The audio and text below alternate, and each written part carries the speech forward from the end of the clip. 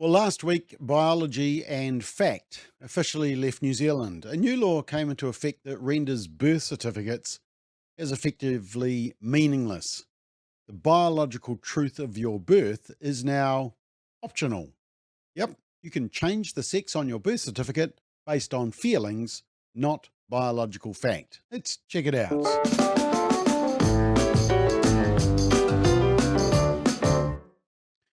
Yep, so this new law has just come into effect where you can change the sex on your birth certificate. What stunned me more than the flawed ideology behind this law is that the political parties on the right, National and ACT, all unanimously supported the new law. Every single MP. Yep, we don't have a left-wing government on issues like this. We have a left-wing woke parliament, which denies biological reality.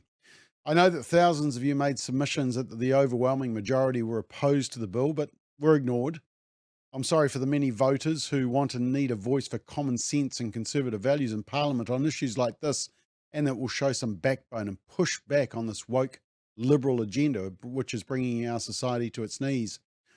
I also know that many of you showed up and made an oral submission to, at times, a fairly hostile select committee. In fact, we put together a bit of a fun video just highlighting some of the bad behaviour by MPs in the select committee process. Let me clarify for you that this is a select committee where we get to ask you the questions about your submission. There are plenty of scientists that would be saying that XX is female and XY is male, and that if there's a penis, there's a male, and if vagina, there's a female. No, there aren't anymore. Like the most recent gender research doesn't say that. There's some stuff coming here that I've seen on Scientific American, so it's a reputable site.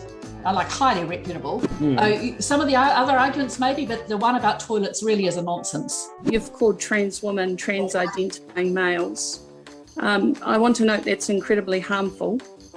If sex was a binary, I might agree with your arguments, but we're finding in most recent biology that sex is not a binary at all. In fact, I'm looking at some stuff on Scientific American which says that sex really is a spectrum. Have you come across or engaged with people who don't identify by a male, female, biological, religious gender? Sorry, what's the end of that? Biological, religious gender? Reading your materials always interesting, because I would say as a general rule, if you don't want to be accused of transphobia is perhaps don't say transphobic things. So does that mean you have a degree in science? What is the relevance of that question? I'm asking the question. So you've made a lot of emphasis on science. Do you have qualifications in science? No, actually I have a law degree. So in that case, you might be interested to read Scientific American. No, Deborah, this won't be silenced, Ian. This is not our position to give lectures, I'm sorry. You may not silence me, Ian. You may not silence me. Right, okay, no, my PhD is philosophy, so there you are. Oh. It would be preferable if you didn't try to use my research against the very things that I stand for. Most of the people who've had the chance to be spoken on this panel and the other one have not received the respect that they're due as members of the public, giving up their time to prepare good quality information. And I feel very, very strongly about that. Thank you. Very quick, because I've really got a minute. I'm sorry I've taken so long. You either get a question from Deborah or you'll talk about what you want to talk about, whichever you want. I'd rather talk about what I'm doing. Yeah, so that was a summary. Elizabeth Carey, the Green MP, and Deborah Russell, the Labour MP, didn't cover themselves in too much glory in that whole process. I think both of them are out of Parliament at the next election. But look, we shouldn't be too surprised by this social engineering, because in 2018, the Department of Internal Affairs removed the need for fathers to be recorded on birth certificates, ignoring biological reality and rendering birth certificates as manipulated and misleading. Ironically, the select committee that you just saw in action then is the same select committee who attempted to remove husband and wife from marriage certificates during the same-sex marriage debate back in 2013. Same committee, would have been different MPs on it. We actually forced them to backtrack on that, but we did warn that if husband and wife was being cancelled, then mother and father would be next. And sadly, we are right. You know, it's not a pregnant woman or a breastfeeding mother. It's now a pregnant person and a breastfeeding person. The cancel culture has actually been in action long before we realised especially against anything to do with traditional family. But they don't give up, do they? Interestingly, in this new law, there's also a provision that says that each parent who is notifying the birth of a child can specify whether they wish to appear on the child's birth certificate as a child's mother, father, or parent. Yep, they can choose. Which raises immediate questions. Can the mother choose the label father? And why is parent deemed necessary?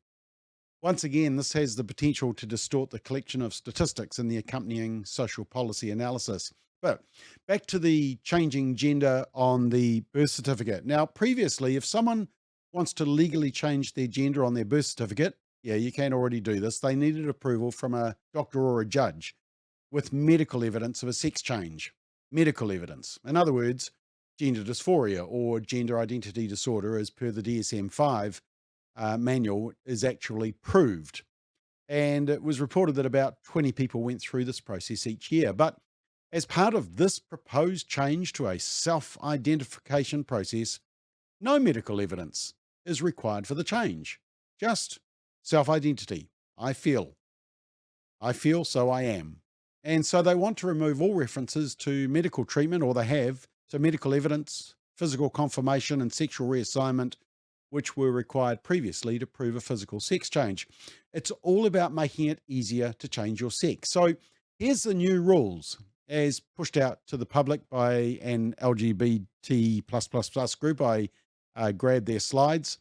And as you can see, it's all designed to make this all easier based on how a person identifies rather than evidence of medical treatment. You can be male, female, or non-binary. You can change as many times as you want. Now, what about for young people? You can apply if you're aged 18 or over. If you're 16 or 17, you need to have your guardian's consent, parents' consent, or a letter of support from a suitably qualified third party. So a 16 or 17-year-old doesn't need parental consent. Now, I'll come back to that. And for children, you have to have a guardian consent and a suitable qualified third party. So guardian consent and a suitable qualified third party. Now, I know you're asking, what is a suitably qualified third party? A doctor? A psychiatrist? A medical professional? Well, possibly. Here's the list. The following so-called professionals can provide a letter of support if they're registered in New Zealand: doctors, psychologists, psychotherapists. Okay, so far so good. Nurses, social workers, registered counsellors. Yep, even if they're not specialists in this area, and many of those in those categories may not be. But here's the key bit. Look down the bottom. Who needs a registered professional? Nah, annoying. You can also get a letter of support from a person aged 18 years or over who has known you for 12 months or more. Yep, good old Uncle Bruce or Auntie Joan, or even Boris down the road who you've bumped into at the shops for the last couple of years could be the suitable qualified third party.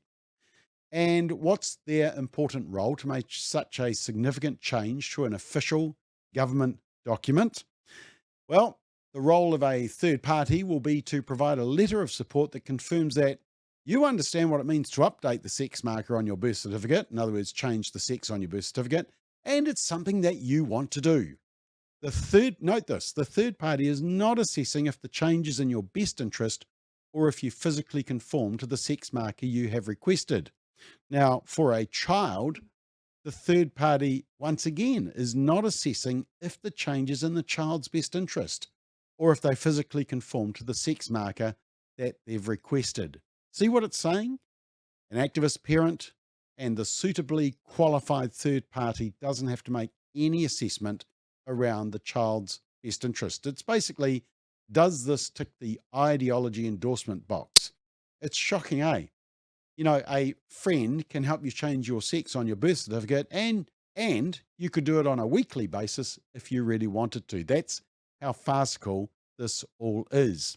Interestingly, the Department of Internal Affairs website still has a document that says this, quote, "A New Zealand birth certificate is an official document containing registered information about a person's birth at the date of issue," end quote. Yeah, A birth certificate is a historical record based on fact, not a political tool to further an ideology.